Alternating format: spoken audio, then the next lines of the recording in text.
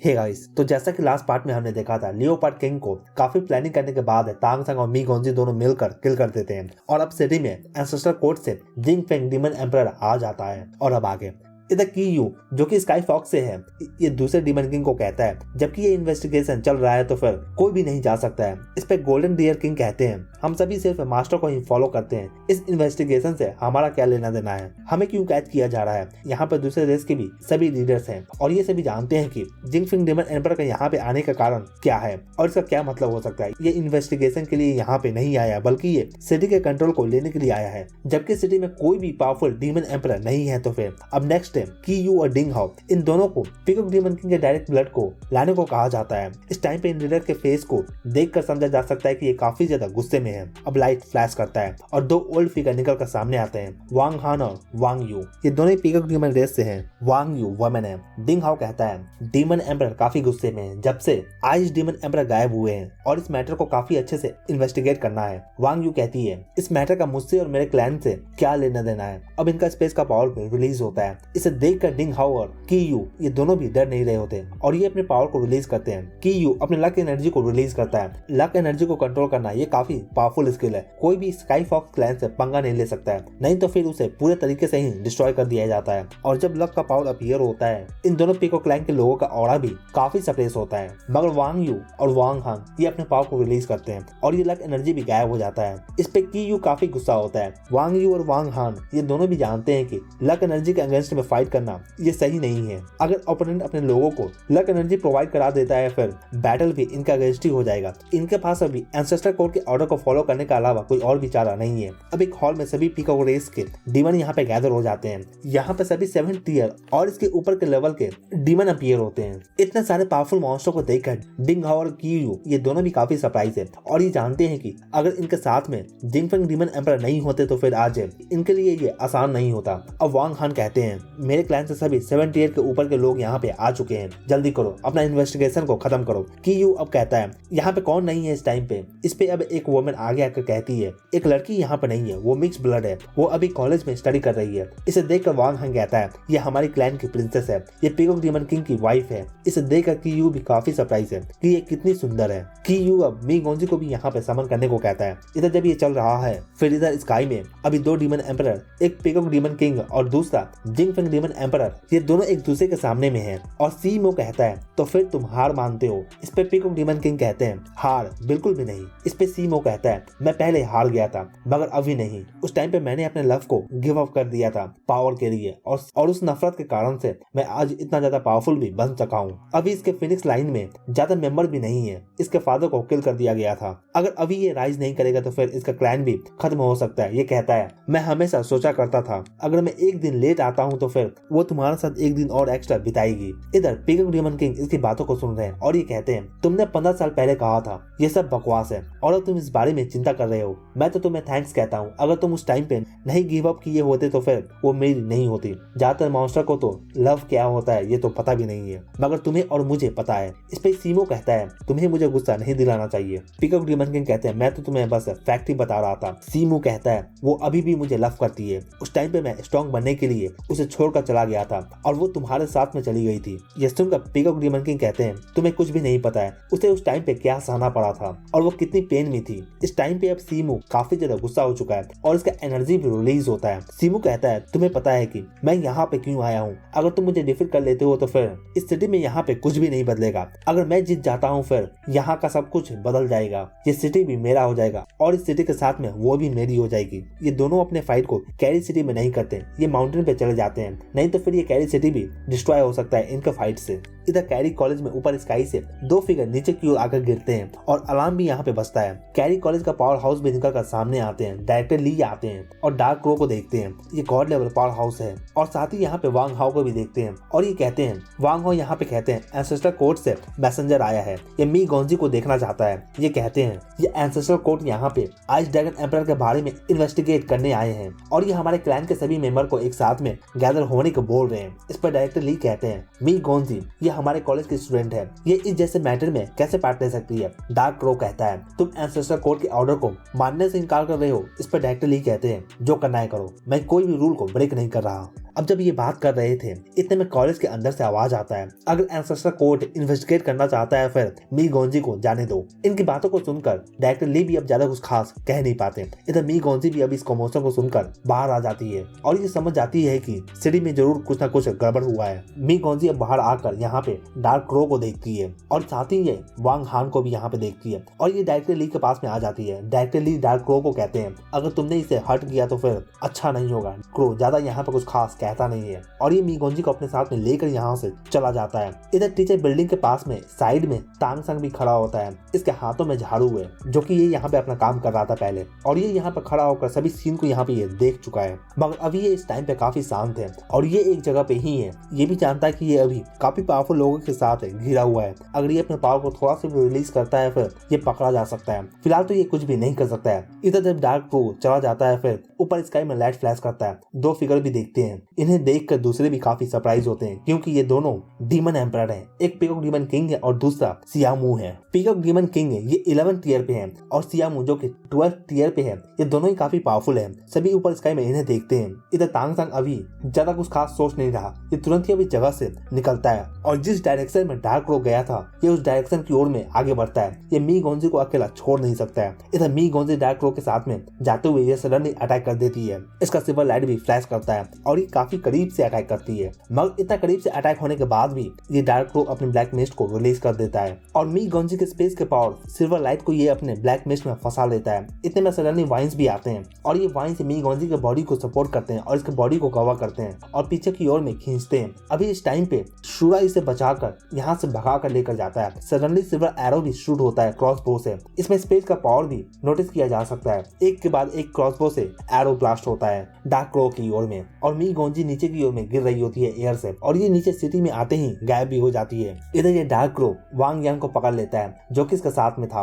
और इस टाइम पे ये काफी ज्यादा गुस्से में भी है। इधर सूरा अपने किलिंग ऑरा को रिलीज कर डार्क क्रो को डराता है और इसे भागने पर मजबूर करता है। ये भी सोच नहीं रहा था कि मी गोंजी इस टाइम पे ये एक्शन ले लेगी। उस टाइम पे ये अपने ब्लू सिल्वर एम्परर का यूज किया था और अपने वॉइस ट्रांसमिशन से मी गोंजी को सिग्नल भी सेंड कर दिया था। इस टाइम पे तांग संग भी डिवाइन पावर सबके सामने आ चुका है। इस डार्क क्रो के सामने इस डार्क क्रो के बॉडी में भी डिवाइन पावर है मगर तांग संग के इतना इसके पास नहीं है। इधर सूरा कहता है तुम्हें मेरे साथ में रहना चाहिए। इस टाइम पे ये भी ज्यादा कुछ खास क्वेश्चन नहीं करती और ये दोनों काफी फास्ट स्पीड में आगे जा रहे होते हैं। सूरा कहता है हम कैरी माउंटेन पे जा रहे हैं जबकि वहाँ पे अभी दो डीमन एम्परर फाइट कर रहे हैं तो फिर कोई भी नहीं सोच सकता है कि वहाँ पे हम छुप भी सकेंगे और उनका ऑरा भी हमारे ऑरा को हाइड कर देगा। इन दोनों का बैटल भी सिटी का फ्यूचर को डिसाइड करने वाला है और इस तांग संग का भी फ्यूचर डिसाइड होगा। सूरा मी गोंजी को लेकर कैरी माउंटेन पे आ जाता है। ये नॉर्मल रोड को नहीं लेता आगे जाने के लिए बल्कि ये साइड में ही होते हैं। दूसरों से छुपते हुए आगे जा रहे हैं। इधर मी गोंजी सोच रही है कि इसे कैसे पता चल गया कि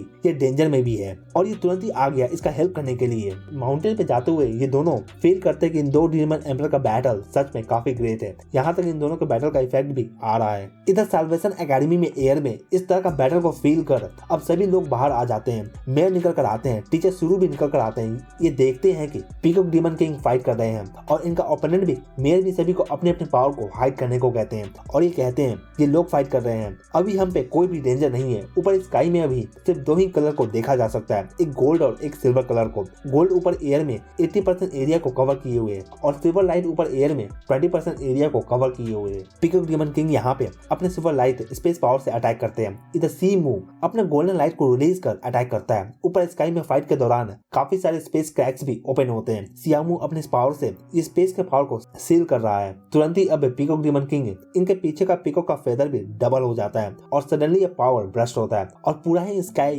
ब्लैक हो जाता है। काफी ज्यादा स्पेस का पावर को फील किया जा सकता है। अभी अभी पीकॉक डीमन किंग ने अपने ब्लड का यूज किया है अपने एंसेस्टर के पावर को यूज करने का, इस तरह के अटैक को रिलीज करने के लिए। पूरा ही ऊपर स्काई अब स्पेस में बदल गया है और एक काफी बड़ा सा वॉर्टेक्स भी बनता है जो कि स्पेस के पावर को शो कर रहा है। तुरंत ही पीकॉक फेदर निकलकर सियामू को ये शूट होता है और अब काफी साउंड भी आता है। ये देखकर अब सियामू इसका फेदर भी अब निकलता है और इसके आने से पूरा ही स्काई में गोल्डन कलर भी बिखर जाता है और गोल्डन लाइट निकलकर शूट होता है। गोल्डन लाइट से स्पेस को कट करता है। तुरंत ही पीकॉक डीमन किंग टेलीपोर्ट होकर कैरी सिटी के ऊपर एयर में अपीयर होते हैं और इनका पावर भी रिलीज होता है। सिल्वर लाइट अब पूरे ही सिटी को कवर कर लेता है। ये देखकर सियामू कहता है ये कैसे हो सकता है, मैंने तो अभी इसके स्पेस के पावर को सील कर दिया था, ये कैसे यहाँ से टेलीपोर्ट हो सकता है। इधर पीकॉक डीमन किंग कहते हैं तुम अभी भी नहीं समझे, तुम इस टाइम पे वापस वही गलती कर रहे हो जो लास्ट टाइम तुमने किया था। इधर सियामू अब कहता है मैं समझ गया, तुम अपने एंसेस्टर के पावर को यूज कर रहे हो। इस तरह का बैटल सच में काफी ग्रेट है। अब ये बैटल वापस से शिफ्ट होता है और ये दोनों अब कैरी सिटी के ऊपर एयर में होते हैं। इस टाइम पे इन दोनों का कॉलिजन हो रहा है। सियामू ये खुद को गोल्डन लाइट में बदल देता है और एक मेटियोराइट की तरह पीकॉक डीमन किंग की ओर आगे जाता है इससे कोलाइड करने के लिए। मगर पीकॉक डीमन किंग अपने स्पेस के पावर का यूज कर जैसे ही इनके पास में आता है ये इसे टेलीपोर्ट कर देते हैं दूसरी जगह पे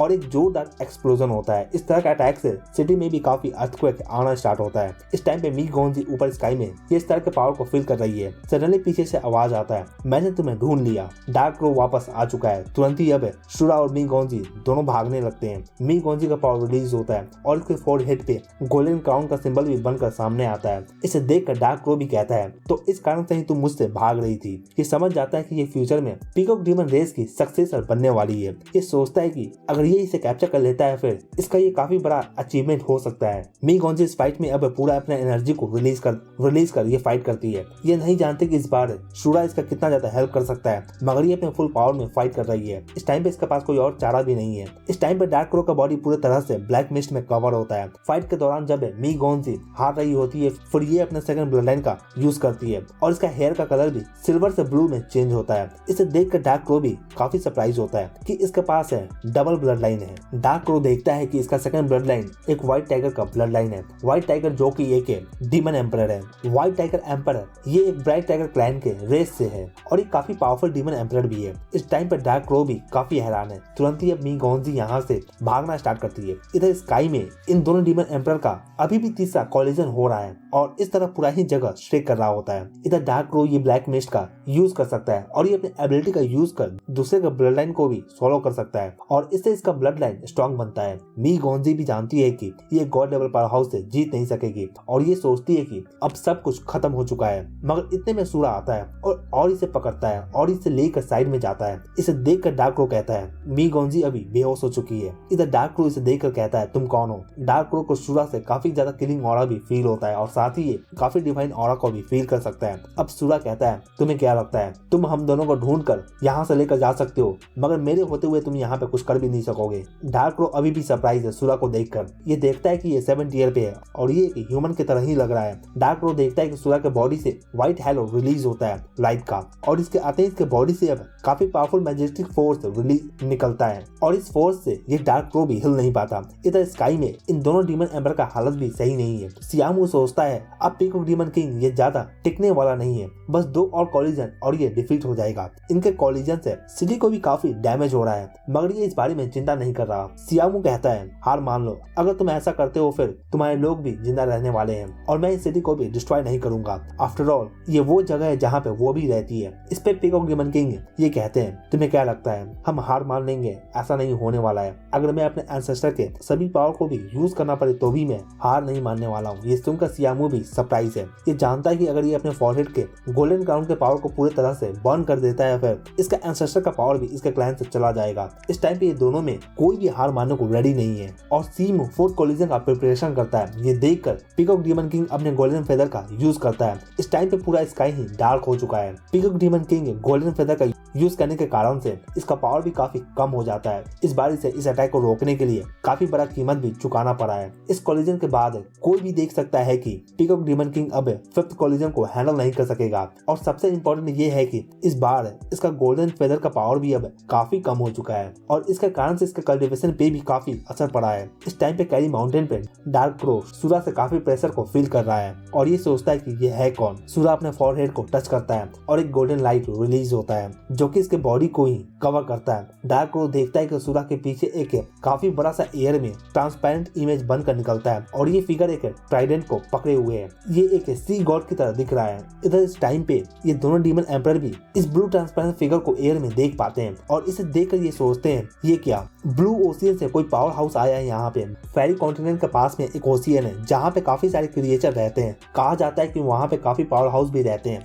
जो कि काफी पावरफुल है, मगर वो फेरी कॉन्टिनेंट की ओर कभी भी नहीं आते, वो शांति से वहाँ पे रहते हैं। सियामू सोचता है कि क्या ये रीइंफोर्समेंट है जो कि पीकॉक डीमन किंग ने कॉल किया है। पूरे स्काई में एक आवाज सुनने को मिलता है, अगर कोई सी गॉड को चैलेंज करेगा वो मारा जाएगा, मैं पोसाइडन हूँ। ये अपने टाइटन को पीकॉक डीमन किंग की ओर आगे करते हैं और फिर हैवी रेन का बारिश होना स्टार्ट होता है। जैसा ही ऐसा होता है ये पूरा जगह ही अब ओशियन में बदल जाता है और काफी वाटर वेव्स भी देखने को मिलते हैं। इस तरह का सीन को देखकर ये दोनों डीमन एम्परर भी काफी सरप्राइज होते हैं और ये कुछ कर भी नहीं पाते। रेन के जाने के बाद एक काफी बड़ा सा रेनबो बनकर आता है। पीकॉक डीमन किंग सोचते हैं कि सी क्लैन में कब से इस तरह का पावरफुल फिगर भी आ गया है, इसने तो कभी भी इनके बारे में सुना भी नहीं है। ये दोनों ही डीमन एम्परर काफी सरप्राइज है इस टाइम पे। सियामू सोचता है कि ये अपने लवर के लिए फिर से इस तरह के एनिमी से पंगा नहीं ले सकता है और वैसे भी ये इस बार पीकॉक डीमन किंग को काफी इंजर भी कर दिया है। ये फ्यूचर में तो एक ग्रेट डीमन एम्परर में बनने वाला नहीं है, अभी एक ह्यूमन में ट्रांसफॉर्म हो जाता है और पीकॉक डीमन किंग को कहता है आज तो मैं जा रहा हूँ मगर फ्यूचर में मैं जरूर लौट कर आऊंगा और मैं एंसेस्टर कोड को जाकर तुम्हारे और सी गॉड के साथ रिलेशन के बारे में भी एक्सप्लेन करूंगा। इस टाइम पे पीकॉक डीमन किंग ये भी ज्यादा कुछ खास नहीं कहते और ये सीन का फायदा उठाते हैं। अब एक फ्लाइंग हॉर्स आता है एक कार्ड को लेकर और इसके अंदर सियामू चला जाता है। इस टाइम पर श्री लॉर्ड के मैंशन में दूसरे मॉन्स्टर रेस भी होते हैं और ये सभी का फेस भी काफी सीरियस है, कोई भी यहाँ पे कुछ भी नहीं बोल रहा। इस टाइम पे पीकॉक डीमन किंग अपने एंसेस्टर के पावर का यूज कर फाइट भी किए थे। इस बार का बैटल में जिंगफेंग डीमन एम्परर हारा नहीं है इस फाइट को, मगर काफी रीजन के कारण से वो वापस चला गया है। अगर वो दोबारा से लौट कर आता है फिर उसे कौन रोक सकता है। ये सभी भी जानते हैं कि कैरी सिटी एक मेन सिटी है, अगर ये सिटी डिस्ट्रॉय हो जाता है फिर काफी मॉन्स्टर रेस भी मारे जाएंगे। इधर कैरी सिटी प्लाजा में कोई भी इस टाइम पे रोड पे नहीं होता, सभी दुकानें खाली है। शू क्वीन भी सोच रही है कि वो सच में आ गया है इस बार और वो फाइट भी किया है मगर वो फिर से दोबारा आएगा। इधर माउंटेन पे मी गोंजी जाग जाती है और ये खुद को एक पेड़ पे पाती है। अब ये पास में सूरा को देखती है और पूछती है डार्क क्रो कहाँ पे है और फाइट का क्या हुआ। इस पे सूरा कहता है वो चला गया, मैं तुम्हें लेकर भाग रहा था। तो फिर फाइट करने के अलावा कोई और चारा भी नहीं था, मगर उस टाइम पे डीमन एम्परर का फाइट भी खत्म हो गया और वो चला गया। मी गोंजी कहती है तुम्हें कैसे पता चला कि मुझे डार्क क्रो ने कॉलेज में कैप्चर कर लिया है। इस पे सूरा कहता है तुम्हें ये फ्यूचर में पता चल जाएगा। ये कहती है तुम काफी मिस्टीरियस हो, मुझे ये पसंद नहीं है। सूरा अब इसे लेकर कॉलेज में जाता है और कहता है जाओ, इसके अंदर में तुम सेफ रहोगी। मी गोंजी इसे देखती है और अब ये कॉलेज के अंदर में जाती है। इस टाइम पे सूरा इसे जाते हुए देखता है और अब ये वापस से माउंटेन की ओर निकल जाता है। इस टाइम पे ये सोचता है क्या मेरा ये करना सही था। फिर ये सोचता है हाँ बिल्कुल ये सही था। तांगसंग अपने ड्रेस को चेंज कर लिया है और अब ये तांगसंग का रूप में आ चुका है। इस बार तांगसंग का डिवाइन पावर भी काफी खत्म हो चुका है, जबकि ये इस तरह के मिरेकल को कर दिखाया है। तो फिर तांगसंग अपने रूम में आ जाता है और आज के इवेंट को लेकर सोचता है कि अगर ये सिटी का कंट्रोल जिंगफेंग डीमन एम्परर के पास में चला जाएगा फिर काफी थिंग्स भी चेंज हो सकता है। ये सोचता है कि अभी ऐसा तो नहीं होना चाहिए, कम से कम जब तक ये गॉड लेवल पे नहीं चला जाता है तब तक तो ऐसा नहीं होना चाहिए। तांगसंग सोचता है कि मी गोंजी को डार्क क्रो से सेव करने में जो इसका डिवाइन पावर खत्म हो गया है इसे रिस्टोर होने में भी 1 से 2 साल लग सकता है। फाइट के दौरान तांगसंग ने डार्क किंग के पावर को डिवॉल्व किया था और इसके कारण से इसका बॉडी और इसका स्वान टेनगोंग इन दोनों का पावर भी काफी इंप्रूव हुआ है। फाइट के दौरान तांगसंग को उसके बॉडी से उसका बैग भी मिला था, एक गॉड लेवल पावर हाउस का बैग। इसमें काफी सारे कीमती थिंग्स भी हो सकते हैं। इस टाइम पे रात है, कैरी सिटी का शांति से गुजरता है। इस बार इन दो डीमन एम्परर का फाइट में कोई भी नहीं जीता है, से दोनों ही पार्टी फिर से हार गए हैं। लेकिन इस बार के रिजल्ट से एंसेस्टर कोड भी शांति से रहने वाले नहीं है, वो भी रिएक्ट करने ही वाले हैं। और आइस ड्रैगन एम्परर के गायब होने के कारण से ancestor code peacock demon king पे काफी सारे चार्जेस को भी लगा सकता है। इस बार इनके पास काफी अच्छा मौका था कैरी सिटी का कंट्रोल को लेने का, मगर ये फेल हो गए हैं। नेक्स्ट टाइम इन्हें चांस मिलेगा या नहीं ये कौन जानता है, क्योंकि पीकॉक डीमन रेस का भी एंसेस्टर कोर्ट में काफी सारे कॉन्टैक्ट्स हैं, तो ये भी अपने कॉन्टैक्ट्स का यूज कर ही सकते हैं, फिर इन्हें भी सपोर्ट मिल सकता है। अब मॉर्निंग में दुबई घर के छत पे बैठा होता है और ये अपने आई पावर से एयर में काफी चेंजेस को भी देख सकता है। और ये अकेला नहीं बैठा है, इसके साथ में तांगसंग भी है, वो बिंग, S5, चैंगजी ये भी होते हैं। इस बार तांगसंग इन सभी को अपना पर्पल डीमन आई का कल्टीवेशन भी सिखा चुका है और इसके कारण से इन सभी का स्पिरिचुअल पावर भी इंक्रीज किया है। दुबई तांगसंग को देखता और कहता है तुम्हारा फेस क्यों उतरा हुआ है। क्या लास्ट नाइट तुम बैटल को देखकर डर गए थे क्या? ये कहता है नहीं ऐसा नहीं है। तांग सांग दुबई के साथ में थोड़ा फॉक्स आई की कल्टीवेशन के बारे में बात करता है और इसके इफेक्ट के बारे में भी सोचता है। इन सभी को नोटिस मिलता है एकेडमी में गैदर होने के लिए। ब्रेकफास्ट के बाद में तांग सांग और दूसरे सभी स्टूडेंट्स यहाँ पे आकर गैदर होते हैं और सभी टीचर भी यहाँ पे हैं। मेयर यहाँ पे कहते हैं तुम सब ने कल का बैटल को तो देखा ही है, ये कैरी सिटी में अनस्टेबल पॉलिटिक्स के कारण से है। इस टाइम पे सिटी का माहौल भी सही नहीं है। कोई भी 3 मंथ के लिए सिटी में इंटर नहीं करने वाला है और ना ही कोई भी हंटिंग मिशन पे जाएगा। ये कहते हैं सल्वेशन एकेडमी को बनाया गया था ताकि मैनकाइंड ग्रो कर सके, स्ट्रॉन्ग बन सके। कल के बैटल को तुम सब ने देखा है। हम उम्मीद कर रहे हैं कि तुम सब इतना पावरफुल बन सको कि डीमन एम्परर से ह्यूमन के लिए फाइट कर सको। इन समय में वू बिंग, दुबई, S5, चैंगजी इन सब का कल्टीवेशन इंक्रीज किया है। ये काफी एरोगेंट हो गए थे इस कारण से, मगर कल के फाइट के बाद से ये सभी को भी समझ में आ गया है ये कितना पीछे है। इस मीटिंग के बाद मेयर तांग सांग को लेकर अपने साथ में जाते हैं और एक रूम में आने के बाद ये तांग सांग को कहते हैं कल तुम कहाँ पे थे? कल मैं तुम्हें ढूंढ रहा था मगर तुम मिले नहीं। इस पे तांग सांग कहता है मैं वहां पे था, मैंने देखा वो मी गोंजी को लेकर जा रहे थे, मैं चिंता में था तो मैंने उसे फॉलो किया। ये कहता है फिर वॉर स्टार्ट हो गया और मैं उनके पावर से सप्रेस भी हो गया था। मैं एक जगह पे छुप गया था। इस पे मेयर कहते हैं मुझे लगा ही था कि ऐसा कुछ हुआ होगा, तुम वहीं पे होगे। क्या तुमने उस पूरे फाइट को देखा था? ये कहता है हाँ मैंने देखा था दूर से। मेयर इसे भी अब कम बाहर जाने को कहते हैं। मेयर कहते हैं जब मैं तुम्हारे साथ में होता हूँ मुझे ऐसा लगता है कि मैं अपने एज के बंदे के साथ में हूँ। ये सुनकर तांग सांग सोचता है मैं आपसे 10,000 साल बड़ा हूँ। मेयर कहते हैं सियामू जो कि जिंगपेंग डीमन एम्परर है और पियोक डीमन किंग, इन दोनों का फाइट काफी लंबे समय से चल रहा है और कोई भी अब तक जीत नहीं सका है। लास्ट टाइम के बैटल में दोनों पार्टी को लॉस हुआ है। ये कहते हैं मैं जानता हूँ कि तुम फ्यूचर में गॉड लेवल पे भी जा सकते हो और तुम फ्यूचर में एक ग्रेट डीमन किंग के लेवल पे भी जा सकोगे, इसमें कोई भी डाउट नहीं है, मुझे पूरा यकीन है। तांग सांग कहता है सिस्टर मी का भी टैलेंट काफी अच्छा है, वो भी फ्यूचर में मुझसे पहले ही इस लेवल पे जा सकती है। इसमें मेयर कहते हैं तुम्हें उससे कम मिलना चाहिए। इधर सिटी लॉर्ड के मैंशन में पिकॉक डीमन किंग ये मेडिटेट कर रहे हैं। ये लास्ट टाइम काफी सीरियस डैमेज हुए हैं और इनका फाउंडेशन भी कल्टीवेशन का काफी सेक हुआ है और साथ ही ये अपने एंसेस्टर के लेग को भी बर्न कर चुके हैं। लास्ट फाइट में ये सोचते एंसेस्टर कोर्ट सी एरिया को भी काफी टाइम एक्सप्लोर किए हैं और वहाँ पे काफी सारे ग्रेट डीमन एम्परर के रैंक के हैं और उस एरिया में सी पीपल रहते हैं। ये सोचते हैं कि इससे पहले तो कभी भी सी गॉड अपीयर नहीं हुआ है, फिर अचानक से ये कैसे हो सकता है? अब तक एंसेस्टर कोड भी इस तरह के इंफॉर्मेशन को गैदर नहीं कर सका है। पिकॉक डीमन किंग ये टी शॉप में आ जाते हैं सुक्विन से मिलने के लिए। ये इसे आकर मिलते हैं। ये दोनों बात कर रहे हैं। ये पूछते हैं तुम क्या अभी भी उससे हेट करती हो? इस पर सुक्विन कहती है वो अभी भी सोचता है कि वो जो सोचता है वही सही है। सुक्विन कहती है सभी डीमन रेस के लीडर सोचते हैं तुम काफी समझदार डीमन एम्परर हो मगर मेरे नजर में तुम अभी भी बुद्धू हो। ये सुनकर पिकॉक डीमन किंग स्माइल करते हैं और कहते हैं मैं पहले जब यंग था मैं काफी स्टूपिड हुआ करता था। मेरे फादर कहा करते थे मैं किसी की बात को भी नहीं सुना करता था मगर एक दिन मैं तुमसे मिला और उस टाइम से सब कुछ बदल गया। तुमसे मिलने के बाद मुझे लगा मुझे कल्टीवेशन पे ध्यान देना चाहिए और तब से मैं काफी हार्ड वर्क किया और अपने फादर का सक्सेसर भी बना। सुक्विन कहती है मैं चाहती हूँ कि तुम स्ट्रॉन्ग बनो, मैं इंसानों को एक अच्छा फ्यूचर देना चाहती हूँ और इसलिए सिर्फ पावर ही काम आ सकता है। उसके लिए तुम्हें ग्रेट डीमन एम्परर के लेवल पे जाना होगा और मैं तुम्हें हमेशा मोटिवेट करूंगी। पिकॉक डीमन किंग कहते हैं तुम हमेशा ऐसा क्यों बोलती हो? ये कहते हैं ह्यूमंस कभी भी ज्यादा स्ट्रॉन्ग नहीं बन सकते हैं जबकि इनके पास में प्योर ब्लड लाइन नहीं होता है तो फिर इनके पास कितने भी ब्लड लाइन का कंसंट्रेशन क्यों ना हो मगर ये हायर लेवल पर नहीं जा सकेंगे। ये कहते हैं मैं सियामू से डील करने के लिए अपने गोल्डन क्राउन के पावर को पूरा बर्न कर दिया हूँ और अब मेरा कल्टीवेशन बेस भी काफी डैमेज हो चुका है। ऐसा लगता है कि ये हमारे पिकॉक डीमन रेस का ही किस्मत है। अब ये पूछते हैं क्या वो सी गॉड तुम उसे जानती हो? क्या वो तुमसे रिलेटेड है? ये कहते हैं एंसेस्टर कोर्ट ने काफी डीप इन्वेस्टिगेशन किया था ओशियन में वहाँ पे मगर वहाँ पे कोई भी सी गॉड नहीं था। ये सोचते हैं कि ये पोसाइडन कहाँ से आया होगा। सुक्विन इसकी ओर देखती है और ये कहती है क्या तुम मरने वाले हो? ये सुनकर अब पिकॉक डीमन किंग बोलना बंद करते हैं और अब ये सुक्विन के फोरहेड पे किस करते हैं और कहते हैं हाँ मैं मरने वाला हूँ। सुक्विन कहती है don't die. Peacock demon king कहते हैं मैंने वो सब किया जो मुझे करना चाहिए था, अब मेरा समय आ चुका है। जब से मैंने गोल्डन क्राउन के पावर को फुली यूज किया है मेरा लाइफ एनर्जी काफी तेजी से खत्म हो रहा है। इधर तांग सांग दिल्ली कॉलेज में आया करता है मगर मी गोंजी काफी दिनों तक बाहर नहीं आती और तांग सांग इससे मिल भी नहीं पाता मगर इन दिनों में तांग सांग डार्क रो के ब्लड लाइन को अच्छे से स्टडी करता है जो कि इसे लास्ट टाइम फाइट में मिला था। इसके ब्लड से एक स्किल भी तांग सांग को मिला है। डार्क रो को वैम्पायर क्रो भी कहा जाता है। इसका एबिलिटी ऑटोमिजेशन है मतलब कि ये ब्लैक मेश को क्रिएट कर सकता है और साथ ही ब्लड सकिंग यानी कि ये ब्लड को डिवॉर कर सकता है। ये स्किल एक गॉड लेवल पावर हाउस से आया है तो इससे तांग सांग को काफी बेनिफिट भी मिलने वाला वाला है। डार्क क्रो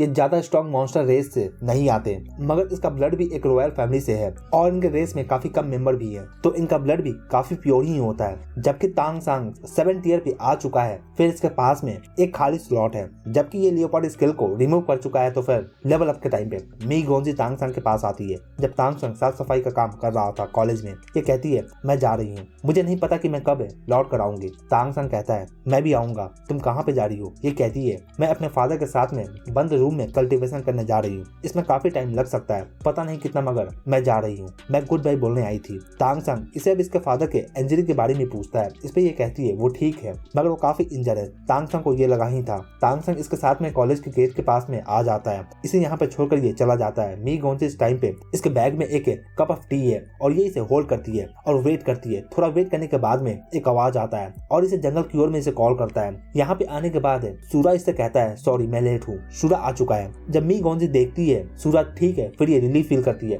उस दिन ये कुछ कर भी नहीं सकी थी जब God level dark crow attack कर रहा था। मी गोंजी भी गेस कर चुकी है कि ये सी गॉड सूरा से रिलेटेड है। ये सोचती है कि उस दिन मी गोंजी इसलिए बच सकी थी क्योंकि शायद क्योंकि सूरा एक गॉड लेवल पावर हाउस है जो डार्क क्रो को भगा दिया, और नहीं तो फिर सूरा के पीछे काफी पावरफुल फोर्स है जैसे कि सी गॉड है जो कि सामने भी आए थे। ये सोचती है ये एनिमी नहीं बनने वाला है, मगर इसके पीछे का फोर्स कौन है? मी गोंजी कहती है हंटिंग मिशन कुछ समय के लिए रुक चुका है। सूरा कहता है कितने समय के लिए? इस पे मी गोंजी कहती है मुझे नहीं पता। सूरा कहता है तो तुम यहाँ पे गुड बाय बोलने आई हो? ये कहती है हाँ मैं रिट्रीट में जा रही हूँ, यानी कि कल्टीवेशन में। सूरा कहता है अगर तुम वहाँ से बाहर आ जाती हो और कॉलेज के गेट के पास कप ऑफ टी को होल्ड करती हो, फिर मैं जरूर आऊंगा तुम्हारे पास। ये कहती है ठीक है। मी गोंजी भी अब जाने लगती है। ये भी इस टाइम पे ज्यादा कुछ खास नहीं कहती और शांति होती है और जा रही होती है। इधर सूरा भी शांति है और इसे जाता हुआ देख रहा है। ऐसा लगता है कि अब स्टोरी भी नेक्स्ट टर्न लेने वाला है और न्यू थिंग्स अब स्टार्ट होने वाले हैं। और इसके साथ ये पार्ट यहीं पे खत्म होता है। इस पार्ट के लिए इतना ही दोस्तों,